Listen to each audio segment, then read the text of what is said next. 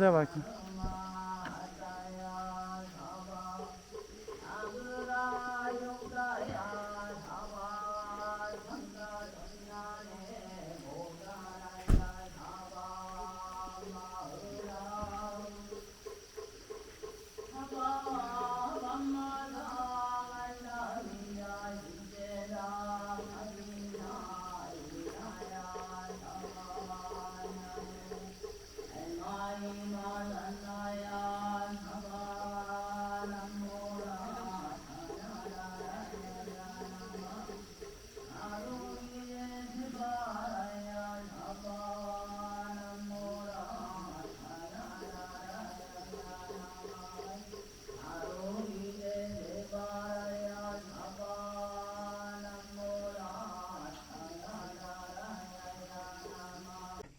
아유, 반갑습니다. 여러분들 잘 지내셨어요, 여사님? 네, 안녕하세요. 금년 여름 무척 더웠어요, 그죠? 네, 엄청 더웠어요.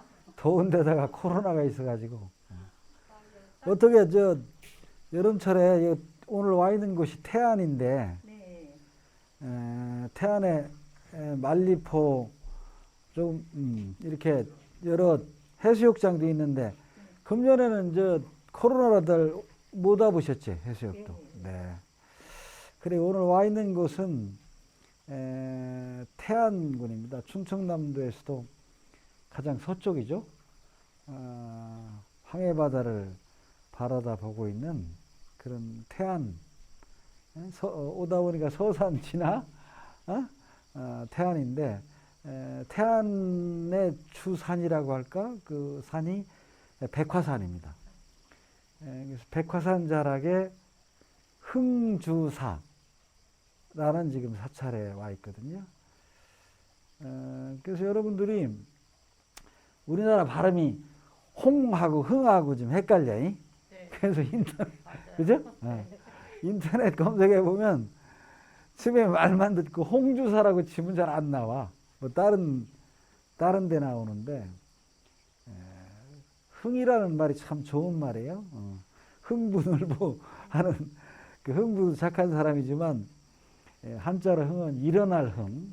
그러니까 풍성해지고 부자되고 뭐 지능되고 뭐 굉장히 좋은 뜻인데, 그래서 사찰 이름이 굉장히 그 의미도 있고 좋아요. 흥주.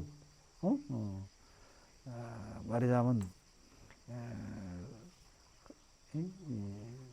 태안 또 나아가 대한민국에 이렇게 일어나고 흥하는 지역에 자리한 그런 사찰 이름이다 해서 이제 흥주사인데, 어디 가나 뭐 이제 사찰이 다 창건 언제 생겼느냐 하는 얘기는 많이들 하는데, 실제 보면 이제 처음에는 전설적인 게 많아요. 여기 여사님 언제로 들으셨어요? 사찰 창건한 게? 고려시대. 고려시대. 그래서 이제 우리 기록이나 이런 데 보면 고려 시대가 맞을 거예요. 근데 여기 사찰에서는 오래 이제 역사가 오래되면 좋다고 생각하니까 뭐 백제 시대라고 하는데,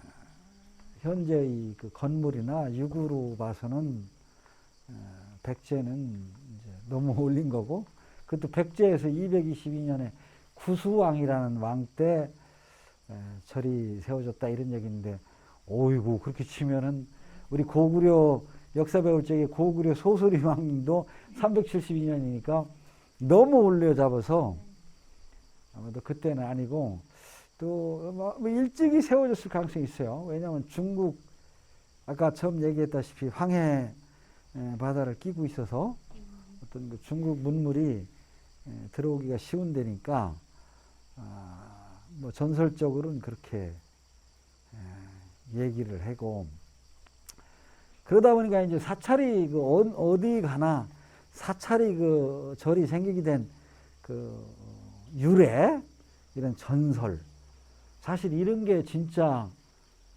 재미있고 우리한테 시사하는 바가 크고, 정말로 그런 것이 어떻게 보면 더 의미가 있어요. 어떤 면에서 눈에 보이는 어떤 그 문화재나 이런 것은 뭐 연구하고 하면 다 추적할 수 있고 그런데 어떤 그 전설 같은 것은 우리에게 수많은 상상력, 예? 또 여러 가지 이 생각을 할 수 있게 하는 게 이제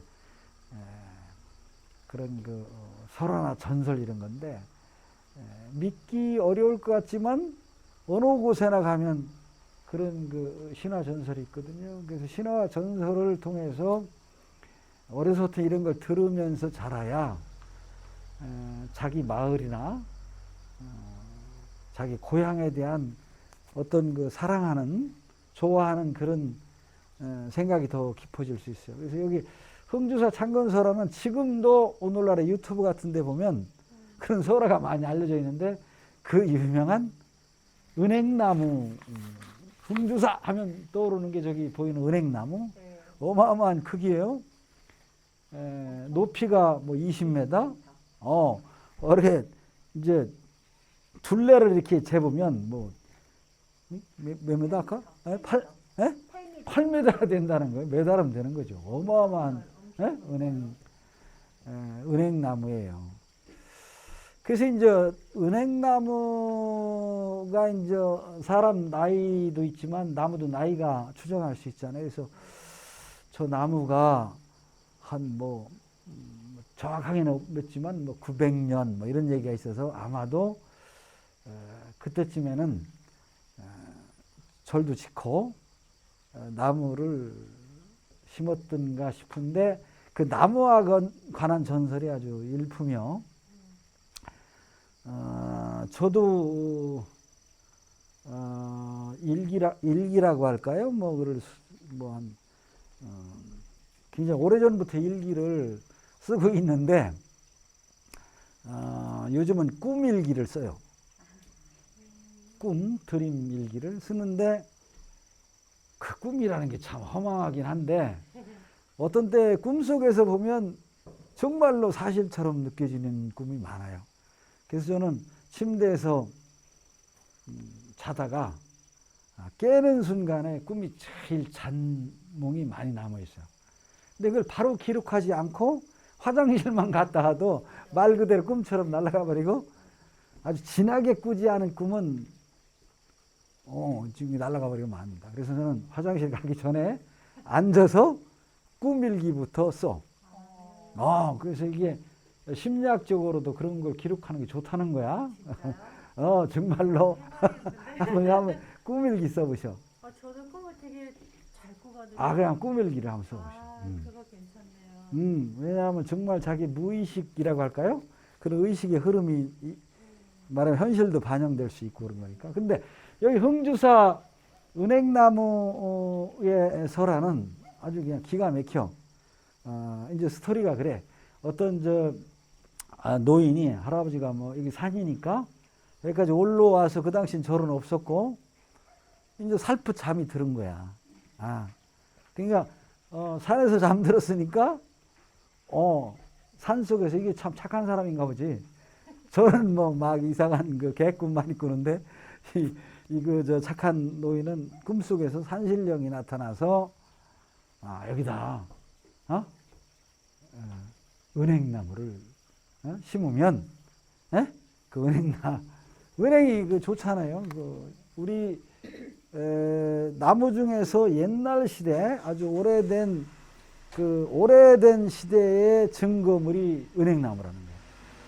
굉장히 여러 나무가 있지만 옛날 고생대, 중생대, 신생대 이런 지질시대를 얘기하는데 현존하는 식물 나무 중에서 은행나무가 제일 오래적 있었던 식물을 증명할 수 있는 나무고 그렇습니다. 그래서 은행은 또 은행 알이 많이 열리잖아요. 그래서 아무튼 이제 그걸 선명하게 꿈을 꾼 거야. 아까 제가 꿈일기를 썼다시피 이분도 되게 꿈을 꾸면 기록 아주 태몽꿈 이런 거 말고는 다 잊어먹고 말아요. 그것이 뭐 요즘 애들은 예지몽, 선몽 뭐 이런 얘기를 하지만 그걸 또 실천하는 사람 만에 하나야. 그런 꿈을 산신령이 여기다 은행나무 심고 그래서 그거를 뭐 절 지면 좋다 이런 꿈을 꿨더라도 되게 실행을 하는데 이분은 정말 나무를 심은 거야. 은행나무를. 이게 대단히 중요한 얘기입니다. 이 메시지는 여러분들이 이제 자면서 그는 꿈이 아니고 너 어려서 꿈을 가져라 이런 얘기를 많이 하잖아요. 네. 정말 비전, 드림. 그 유명한 그 루터 킹도 그 얘기하는 거 보면 I have a dream 뭐 이러면서 엄청난 전설을 하잖아. 꿈이 있어야 된다는 거야. 근데 대개의 경우 꿈은 백일몽으로 꾼다는 경우가 많아. 근데 이 할아버지처럼 이렇게 은행나무를 심어서 진짜 이제 몇십 년 세월이 지나면서 은행나무가 자라서 옛날에는 은행이 제사 지내는데 꼭 은행화를 썼기 때문에 경제수야. 경제적 이익을 창출하는. 그러니까 전설 같지만 말이 되는 거야. 가만히 생각해 보면. 그래서 은행알 같은 거에서 이렇게 이제 애들도 그래서 이제 차츰차츰 은행나무가 커지고 그런 또 이제 소라 전설에 왜냐하면 꿈을 이루어주는 나무로 변신해 가고 있으니까 그게 이제 확장이 돼서 이제 또 더 얘기가 붙는 거지. 이 나무에다 뭐 열심히 기도하면 뭐 부자도 될 수 있지만 특히 옛날에는 자손, 아기 낳는 거, 아기 낳는다. 뭐 이러니까 또 은행의 알이 원래 또 옛날에는 백동자 그림이라고 해서 실제 제가 어려서만 해도 한 할아버지 자산에서 손자, 증손자까지 3, 40명은 보통 낳았어. 아들 열에다가 뭐 손자 낳아봐.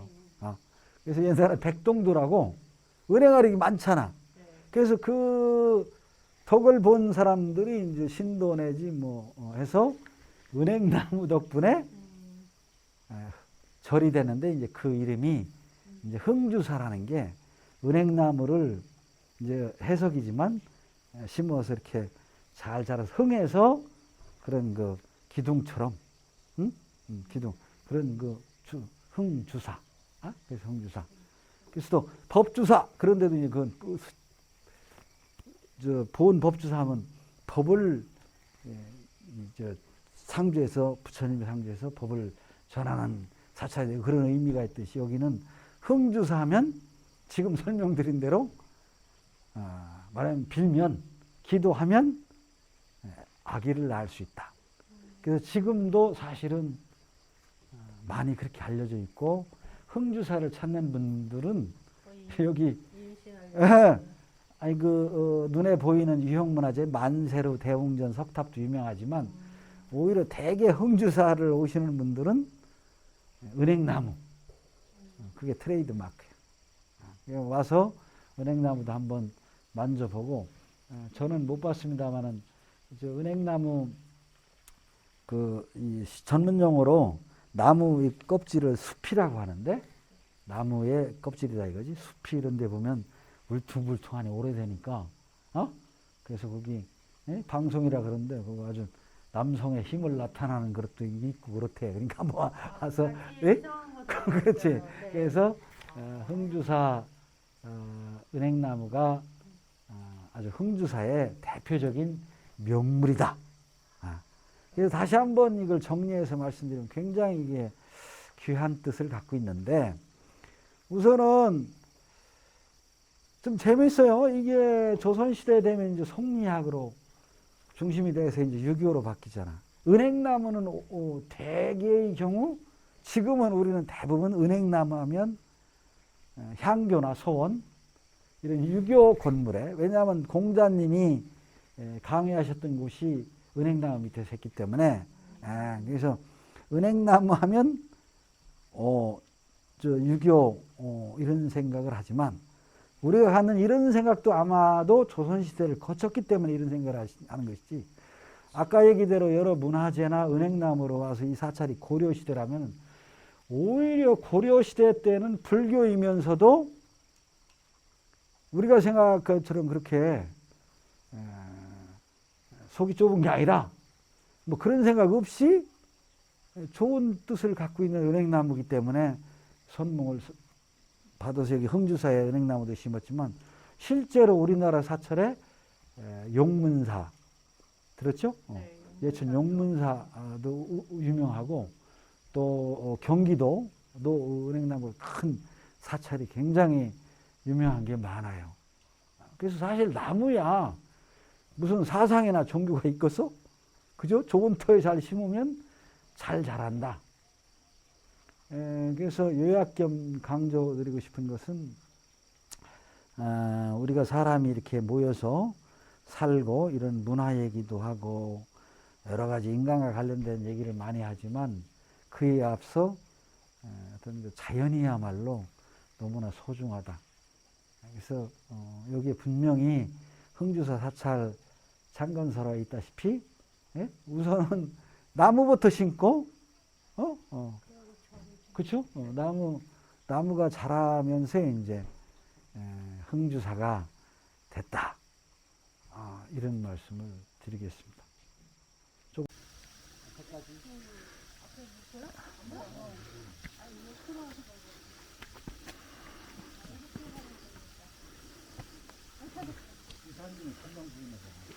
근데 이거 이렇게 나무가 나온 건가? 실제로? 그게 무슨 정유성 마냥 키나왔네. 그러니까 그 얘기를 못해서 그렇지. 그게 그러니까 말이 되네. 네. 애기 낳을 수 있다는 게 정말 자연으로 이렇게 나오고 신기하네. 이게 티 나왔네 진짜. 이 종유성 마냥 니티로 나왔어. 그쵸? 근데 너무 지금 여기 올라와 있는 것은 만세루 앞입니다. 이름 좋죠? 네. 천세, 백세. 요즘은 노래에 잊어먹었는데 누가 오래 살자는 노래가 막 히트친 적이 있어요. 백세, 100년 산다고? 100년 사면 백세. 또 1000년 살면 천세, 만세까지 이렇게 영원하라. 뭐 이런 뜻에서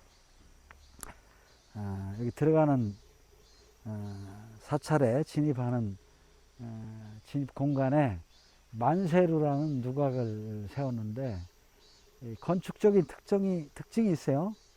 굉장히 아름답지만 우선은 지형적으로는 우리 은행나무 쪽에서 올라오면서 계단식으로 지형이 좀 이렇게 경사지면서 올라오고 있거든요. 그래서 우리나라 옛날 분들의 이런 건축 터 잡고 하는 건 이런 자연지형을 잘 이용해서 우리 여사님 언뜻 보면 어떤 특징이 있어 보여? 한번 얘기해 보요. 그렇습니다. 아주 중요한 점 얘기하셨어.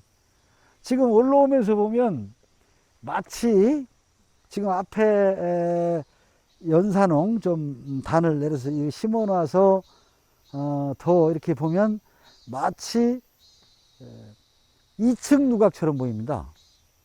근데 실제 이제 절 마당으로 올라가면 단층이요. 이게 건축적으로 아주 재밌게 그래서 마치 2층 누각처럼 보이는데 사실은 단층 누각이다. 그래서 앞에 보이는 이렇게 만세로 중간에 이제 중간 어칸에 3칸집이죠. 전면 3칸인데 거기에 물론 이제 보수하면서 요즘 둘러놓는데 굉장히 예쁘게 미술적으로 그죠?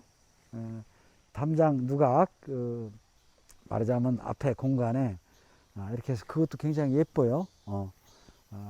그렇게 돼 있는 것이 이제 이 만세르의 특징이고, 그래서 건축적으로는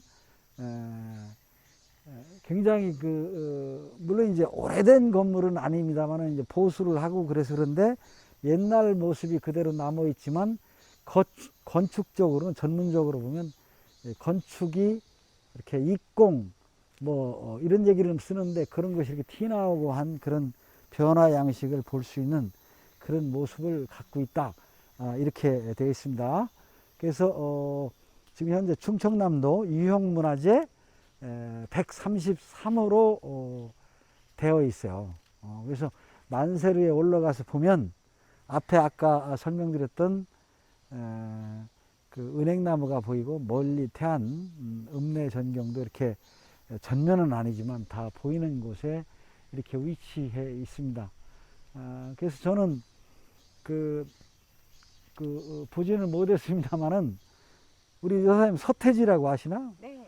뭐 굉장히 이제 가왕이라고 할까 우리나라 대중음악의 어떤 문화 대통령. 그죠? 뭐죠? 무슨 대통령? 문화 대통령. 문화 대통령으로 알려지는 서태지라는 가수가 있는데 그 가수가 여기에 어떤 인연이 있었는지 모르지만 좀 이렇게 쉬다가 재기하면서 여기 와서 인터뷰를 했던 곳이에요. 만세루에서 했다는 거예요. 그래서 근래는 그런 얘기도 있고, 그래서 이따 올라가서 보면 들어갈 수 있는지 모르겠습니다. 보면은 앞에 전경이 확 트이고, 또 아까 얘기했던 대로 서태지 그 대통령께서도, 문화 대통령께서도 아까 은행나무 마냥 어떤 재기라든지 이렇게 흥하고 싶은, 일어나고 싶은 그런 뜻이 있는 곳이기 때문에 아마도 서태지 가수가 여기 와서 그런 인터뷰를, 재기 인터뷰를 했다는 것으로 봐서는 그런 것을 아마 알고서 이런 데로 왔던 것이 아닌가 하는 생각이 들어요. 그래서 흥주사의 만세루, 아주 많이 알려져 있는, 서태지로 인해서 더 많이 알려진 곳이 되겠습니다. 네. 옆모습이 수석사 대웅전에서 봤던 그렇지, 맛배집 그런 거죠. 그렇지. 그래, 여기서 지금 보면 그 얘기도 좀 해드릴까? 옆모습을 보면 굉장히 아름답습니다. 앞에가 전면 3칸, 옆면이 3칸집이에요. 그래서 그 제일 위에 보면 배를 이렇게 맞댔다 해서 맛배집인데, 맛배집의 특징은 이 석가래가 드러납니다. 그러니까 예를 들어 우리 여성분들 치마, 짧은 치마 입으시려면 그냥 그 다리가 드러나려면 그래도 다리가 자신 있어야 하듯이, 이게 맛배집들의 특징은 내 걸 다 속을 보여줘도 자신 있다 이거야. 그래서 고려시대 건물은, 초기에 발생하는 건물들은 다 국보인데, 봉정사에 있는 거, 그 다음에 부석사, 조사점, 규모가 적으니까 아주 깔끔하게 줄 수 있는 거죠. 그런 데 가시면 수덕사, 대웅전 이런 데는 가면 천장을 보면 석가래가 노출되어 있습니다. 그게 아주 특징이야. 그래서 요즘은 건축적으로 서울이나 이런 지역에도 카페를 멋있게 짓는데, 요즘 그 예술이나 미술을 아는 사람들은 그 천장 닥트를 그대로 드러내는 게 많습니다. 그런 거의 원조는 저는 보면 수덕사, 대웅전 이런 맛배집에서 연등이라고 해서 석가래를 그대로 노출시키는. 그래서 수덕사도 그렇습니다. 여기도 이렇게 옆면에서 보면 굉장히 옆면 분할이 너무너무 멋있습니다.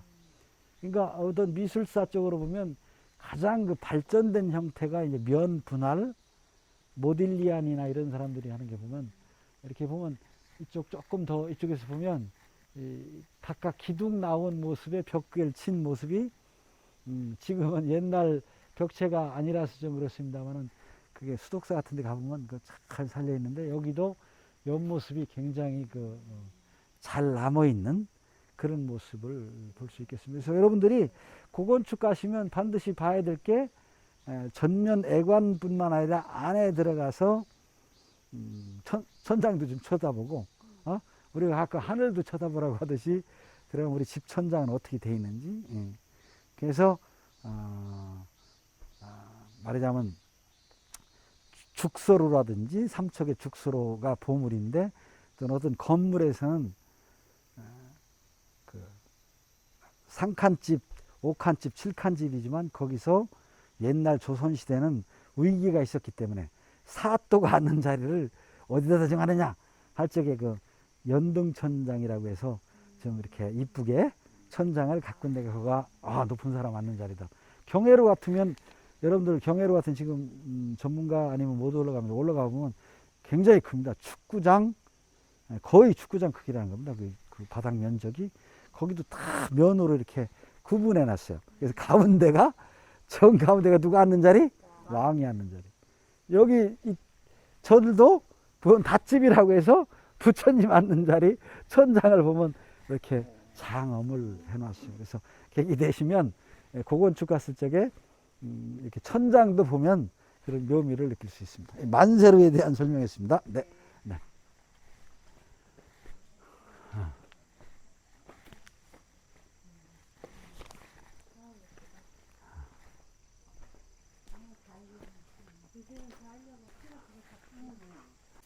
예, 지금 보시는 것은 대웅전 앞에 모셔져 있는 3층 석탑입니다. 그래서 굉장히 단아하죠. 그래서 요 탑을 만든 시기는 고려 시대로 추정되고 있어서 우리 충청남도 유형 문화재입니다. 그래서 탑의 경우에는 원칙적으로는 부처님 사리를 이렇게 모시는 것이 이제 탑인데, 이제 부처님 사리가 이렇게 많지 않으니까 어떤 그 신앙의 주 공간으로 가람 내에 사찰 내에 탑을 모셔서 거기에 사리 장문구 같은 걸 넣어서 이렇게 모시고 합니다만은 굉장히 이 탑의 경우는 그렇게 크지 않고 그래서 여러 가지 이 탑의 모습 이런 거로 봐서는 고려 시대 탑으로 보면 되겠습니다. 그리고 이제 요 앞에가 대웅전, 그래서 석가모니 부처님을 모시고 있고 그런 모습의 탑이 되겠습니다. 그래서 여기 정리해서 말씀을 드리면 이 태안의 흥주사에는 현재 문화재가 유형 문화재가 2개, 금방 봤던 만세루 3층 석탑, 그 다음에 저 은행나무도 충청남도 기념물입니다. 그래서 굉장히 그 유서 깊은 그런 사찰이 되겠고, 지금 와서 몇 년 만에 이렇게 보니까 만세루라든지 보수를 그런 데로 해주셨고, 이런 그 주변 대웅전, 좌우에 신검당, 이렇게 설선당 이렇게 되어 있는 것 같은데, 이거는 요사체입니다. 스님들 생활하는 공간이시고, 이 안에 열면 부처님을 모시고 있습니다. 그래서 여기는 부처님을 3분을 모시고 있고 이렇게 구성이 되어 있습니다. 예, 이런 것 같은데 두드려 보시기는 그렇고, 근데 앞에가 지금 기와래도 새로 하고 하지 여기도 잘 정리를 안 하네. 써놓지도 않고. 네, 네. 글쎄, 그런데 그런 걸 좀 써놓던지 뭘 저기를 해야 되는데 관리를 잘 안 해. 저기 군수들, 그러니까 아니 저기를 이게 잘 가꾸질 않네. 열심히. 네? 큰민당 한탄도 붙으시고.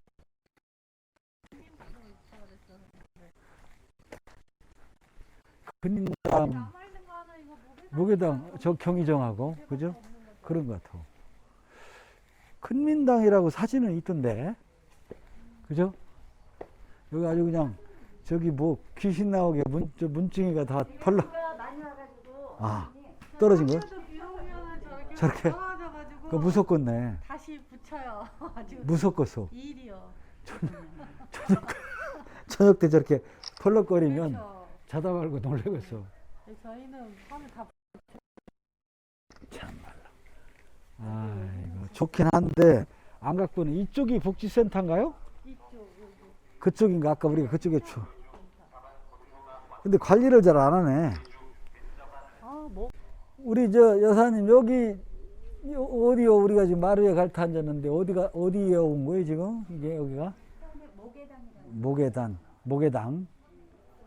그 태안에 있는 모계당, 그죠? 처음 듣는 분은 모계당 하면 제 발음이 시원찮아서 뭔 소리인지 모를 거예요. 여기 한자로 써 있는 게 목의 당입니다. 우리가 다산 정약용 하면 뭐 생각나죠? 목민심서. 이게 목민이라는 뜻은 말하자면 뭐 기독교에서도 선한 목자니 뭐 이런 얘기 많이 쓰는데 말하자면 목이라는 것은 백성이 있다면 잘 이렇게 요즘에 그런 말씀 안 되지만 잘 말하자면 옛날 관료들이 국민들을 잘 이렇게 말하자면 리더십을 목이라고 오늘날로 리더십을 목이라고 할 수 있는데 그래서 관리들이 국민들을 어떻게 잘하는 내용을 써놓은 게 목민심서요. 그러니까 관료되는 사람은 목민심서에 보면 자세하게 써 있어. 패 끼치지 말라. 말 타고 갈 적에는 어떻게 한다. 이렇게 자세히. 그래서 옛날 관료들도 말하자면 국민들에게 피해가 안 주고 국민들에게 잘 살게끔 그래서 못 사는 사람들 구휼도 하고 이렇게 하는 게 중요한 임무인데 이 태안이라는 곳에도 뭐 당연히 옛날 우리 조선시대에도 태안현? 네. 처음에는 태안현이었다가 조선조 말에는 태안군으로 바뀌었어요. 그럴 적에 군수 되시는 분이 지금 여기 앉아있는 건물을 짓고 요 근방에 옛날 태안군의 동원 자리야. 지금은 많이 이제 변했지만 그래서 그 군수께서 다산 목민심서 이런 걸 읽으셨고 거기서 영향을 받았는지 모르지만 이름을 백성을 정말 사랑해야 된다 해서 애자를 붙인 거예요. 백성을 나는 리더십을 하는데 군수로서 백성을 사랑하는 마음을 가지고 여기서 사물을 보겠다는 이거 집당자니까 그래서 이게 모계당입니다. 그래서 이거 이름으로 봐서 굉장히 의미가 깊어요.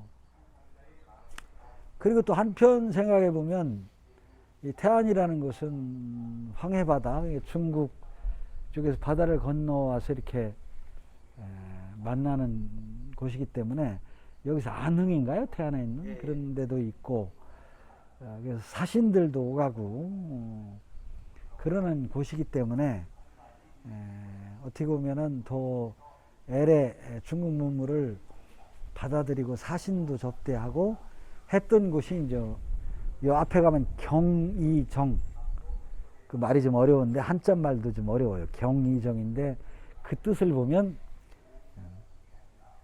말하자면 중국이나 이런 데서 오시는 사신을 잘 맞이하기 위한 곳이다. 그래서 그런 곳으로 요 우리 모계당 앞에 편에 그 경이정이라는 정자가 있어요. 그래서 굉장히 의미가 깊은 거요.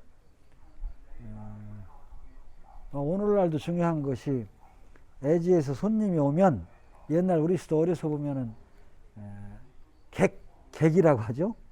뭐 보부상도 있고 뭐 여러 사람들이 왔다. 애부에서 객이 오면 손님이 오면 아주 융숭하게 대접을 하는 문화였습니다. 그래서 그렇게 하다 보면 이 조그만 바닷가 마을에 애국 사신 접대도 하고 이러려면은 태안 군민들이 지금이나 예나 다 뭐 이렇게 쉽지는 않았을 거 아니야.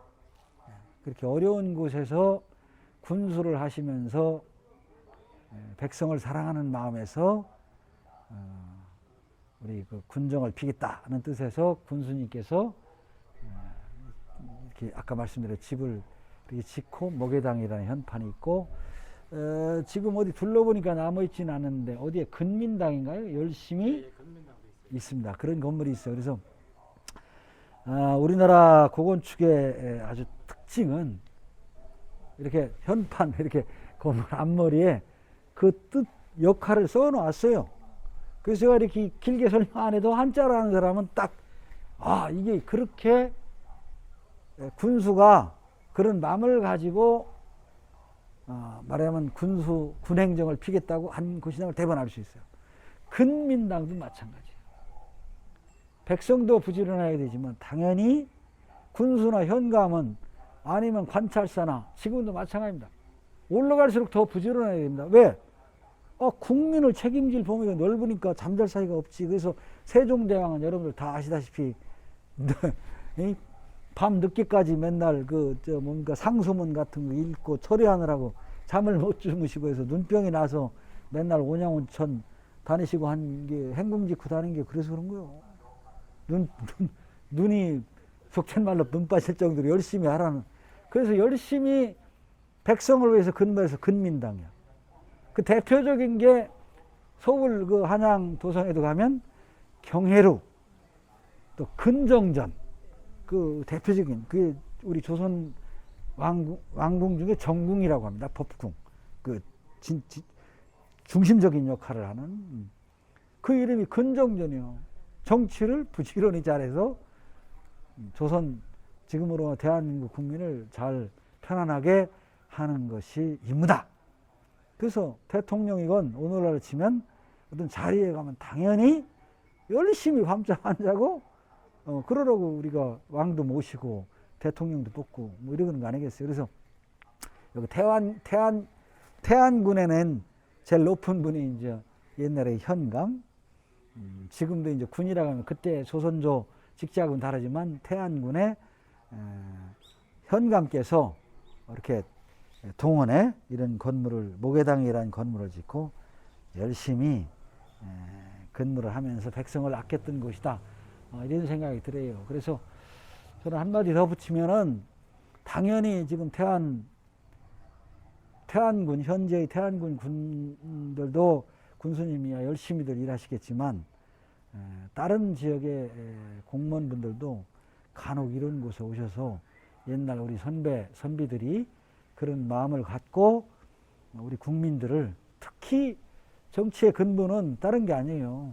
잘 살고 오늘날도 말이에요. 잘 살고 많이 배우고 한 사람은 우리가 책임 안 져줘도 그 사람들은 당연히 알아서 애국에 나가서 뭐 상업을 해서 먹고 살건 한다고. 그러나 말하자면 사람이라 다 똑같은 게 아니야.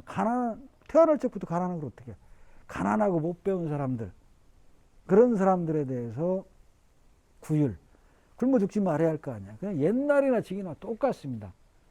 그러려면 어떻게 해야 돼? 정말로 마음속으로 사랑하는 마음이 있어야 된다. 그래서 그런 말을 줄인 게 목회당이다 해서 굉장히 저도 감명받았어요. 왜냐하면 저도 공직생활을 했기 때문에 목민심서라는 책은 늘 보고